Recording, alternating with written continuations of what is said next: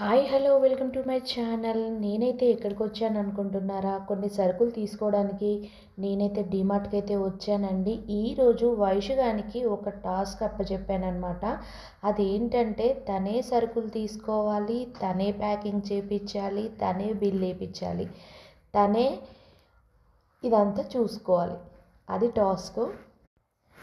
ఎందుకు ఇలా చేస్తున్నానంటే నిజంగా చెప్పాలంటే నాకు ఇప్పటి వరకు కూడా నేను ఏటీఎంలోంచి నేనైతే డబ్బులైతే డ్రా చేయలేదండి. ఎందుకంటే అది ఇంగ్లీష్ నాకు ఆప్షన్స్ తెలియదని కాదు, నాకు రాదని కాదు. కాకపోతే ఏంటంటే అదొక భయము.